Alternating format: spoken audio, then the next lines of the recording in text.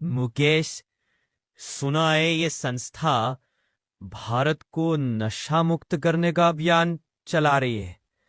और और हम दोनों भी बहुत ज्यादा नशे के आदी हो चुके हैं। एक बार जाके देखते हैं, क्या पता कोई अच्छी दवाई मिल जाए। हाँ, लेकिन अब तो आदत पड़ गई है यार। कोई दवाई काम नहीं करेगा ऐसा लगता है। फिर भी तुम कहते हो तो कल सुबह चलेंगे। नमस्ते दीदी, हम दोनों बहुत नशे के आदी हो चुके हैं। हम शराब, सिगरेट छोड़ना चाहते हैं लेकिन छूट नहीं पा रहा है। कृपया कोई उपाय बताइए।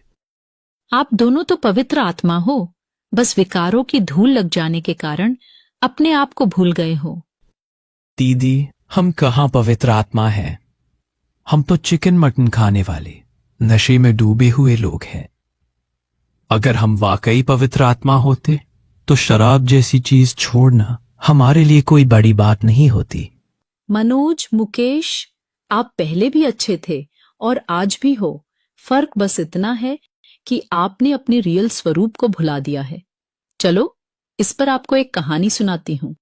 एक बार की बात है, एक राजा अपने मित्र के राज्य में हो रहे उत्सव में शामिल होने के लिए घने जंगल से होकर जा रहे थे। रास्ते में उनके मुकुट में जड़ा हुआ एक बेशकीमती हीरा गिर गया। वर्षों बीतते चले गए। अब लोगों के आने जाने का पगडंडी रास्ता भी बदल चुका था। पत्तियां झड़ती रहीं, बारिशें होती रहीं और हीरा धीरे धीरे मिट्टी, धूल और कीचड़ में दबता चला गया। अब उसकी चमक मध्यम हो गई थी और पहचान धुंधला चुकी थी। कभी कभार कोई राहगीर वहां से गुजरता, हीरे को देखकर कहता, अरे, यह तो बस कांच का टूटा टुकड़ा है। कभी कोई उसे उठाता, फिर बेकार समझकर वहीं फेंक देता और हीरा फिर चुप हो जाता। अब उसे आदत हो गई थी नजरअंदाज होने की, ठुकराए जाने की। धीरे धीरे उसने मान लिया, मैं हीरा नहीं, पत्थर ही हूं। वक्त बीतता गया। उसने खुद को वही बना लिया जो दुनिया ने कहा। कीचड़ में रहना उसकी आदत बन चुकी थी। वो सोचता, यही मेरी जगह है, यही मेरा जीवन है। लेकिन फिर एक दिन एक संत उस वन से गुजरते हैं। उनकी दृष्टि जब उस धूल में लिपटे हीरे पर पड़ती है तो वे हीरे को देख मुस्कुरा उठते हैं।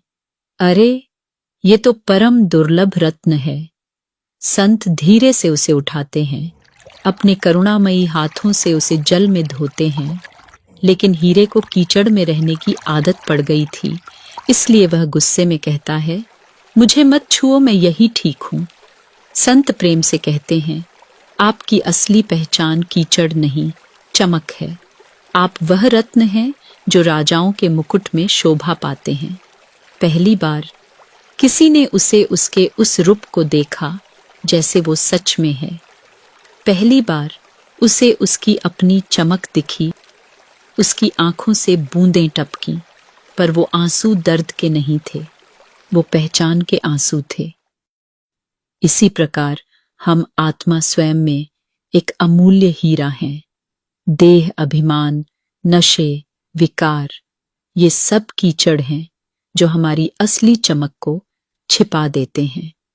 पर जब परमात्मा शिव संत बनकर आते हैं तो वो हमें धीरे धीरे हमारी खोई हुई पहचान याद दिलाते हैं। लेकिन दीदी, हम तो बचपन से ही इसी दुनिया में ऐसे ही संग में रहे हैं। हम कोई हीरे के समान थोड़ी ही थे। हाँ दीदी, वो तो हीरा था जो खो गया था। हम तो शायद कभी थे ही नहीं। आप अपने को यह शरीर मात्र समझ रहे हैं और सिर्फ इस जन्म को देख रहे हो, लेकिन वर्तमान जीवन ही संपूर्ण जीवन नहीं है। इस जन्म के पूर्व भी हमारे अनेक जन्म हो चुके हैं। अब आपको परमात्मा द्वारा बताए गए हमारे पूर्व जन्मों की रियल हिस्ट्री सुनाती हूं। वास्तविकता यही है कि हम यह नश्वर शरीर नहीं हैं, बल्कि चैतन्य शक्ति आत्मा है। आत्मा ही वह शक्ति है जिसके कारण यह शरीर चेतन दिखाई देता है। आत्मा ही देखती है, बोलती है, सुनती है, सोचती है, अनुभव करती है। यह शरीर तो आत्मा का वस्त्र मात्र है, जो मृत्यु और जन्म के चक्र में बदलते रहता है। हमारा सच्चा घर यह संसार नहीं, बल्कि परम धाम है, शांति की वह दुनिया जहां हम परम पिता परमात्मा शिव के साथ निर्विकारी निरसंकल्प स्थिति में निवास करते हैं। वहां न शरीर है, न शब्द, न समय का बंधन है, केवल शाश्वत शांति और लाल सुनहरे दिव्य प्रकाश का अनुभव है। जब हम आत्माएं ब्रह्मलोक से पहली बार इस धरती पर आए थे, तब हम सतो प्रधान अवस्था में थे।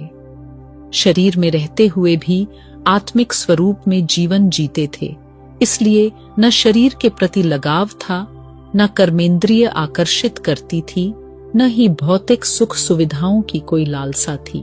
प्रकृति के पंच तत्व, पशु पक्षी सब देव आत्माओं की सेवा में हाजिर रहते थे और हर आत्मा 16 कला संपन्न, संपूर्ण निर्विकारी, मर्यादा पुरुषोत्तम और दैवीय गुणों से परिपूर्ण थे।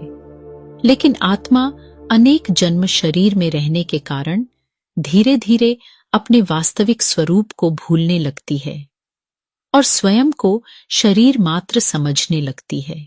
जैसे वह हीरा राजाओं के मुकुट में सुशोभित होने वाला था, लेकिन धूल मिट्टी कीचड़ में लंबे समय रहने के कारण अपने वास्तविक स्वरूप को भूल स्वयं को पत्थर ही समझने लगा।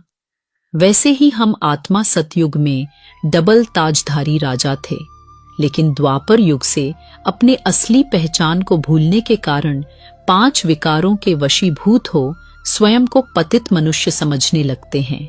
सतयुग में जो आत्माएं पवित्र थीं, आत्मिक दृष्टि से संपन्न थीं और सदा सुखदायी कर्मों में रत रहती थीं, वही आत्माएं कलयुग में दैहिक आकर्षणों और विकारों में उलझकर पापमय जीवन जीने लगी हैं। जब से मनुष्य स्वयं को आत्मा के स्थान पर केवल शरीर समझने लगा है, तब से उसने शारीरिक सुख सुविधाओं को ही जीवन की अंतिम उपलब्धि बना लिया है।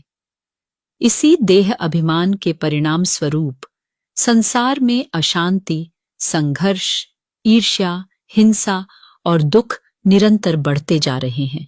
लेकिन आत्मा के अंदर यह आंतरिक पुकार बनी रहती है कि एक परमात्मा ही हमें इन दुखों से छुड़ाकर फिर से सच्ची सुख शांति की दुनिया में ले जा सकते हैं। इसलिए द्वापर युग से पूजा पाठ सत्संग करते ही आते हैं, लेकिन धीरे धीरे 5 विकार विकराल रूप लेते जाता है, जिसमें आत्माएं फंसकर पाप कर्मों में लिप्त होती चली जाती हैं और परिणाम स्वरूप परमात्मा से उनका संबंध और भी अधिक टूटता जाता है। लेकिन दीदी, हमने तो सुना है कि परमात्मा तो कण कण में है, सब में है, सर्वव्यापी हैं। फिर उनसे संबंध टूटने या दूर होने की बात कैसे हो सकती है? कृपया इसे थोड़ा गहराई से बताइए। मुकेश भाई, यह सच है कि कलयुग के अंतिम समय में मनुष्य ईश्वर को लेकर अनेक प्रकार की मान्यताओं और धारणाओं में उलझ गए हैं।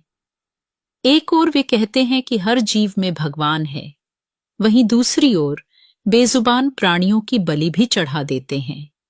भगवान का यथार्थ पहचान न होने के कारण अपनी बुद्धि के अनुसार जिसको जैसा समझ आता है, वह वैसा परमात्मा का स्वरूप मानने लगते हैं।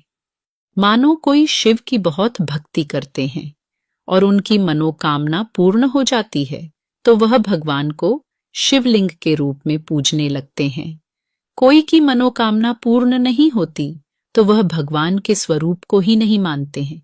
उनको लगता है कि भगवान है ही नहीं।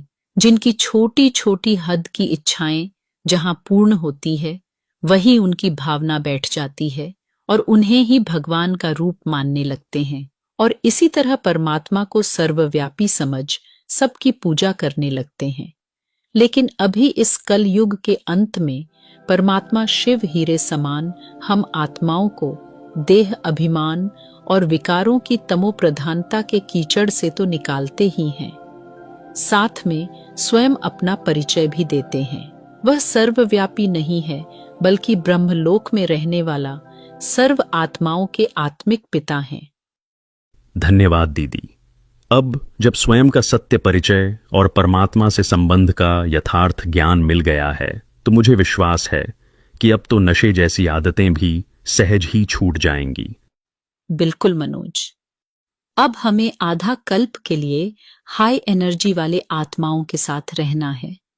इसलिए हमें ऐसे कर्मों से बचना है जो हमारी एनर्जी को नीचे ले जाए, और ऐसे संग से भी दूर रहना चाहिए जहां जाने से आत्मा की एनर्जी कम होने लगे। बल्कि हमें तो सदा ऐसे संकल्प, कर्म और संग करने चाहिए जिससे आत्मा की ऊर्जा बढ़ती रहे। जी दीदी। तो आज के लिए इतना ही।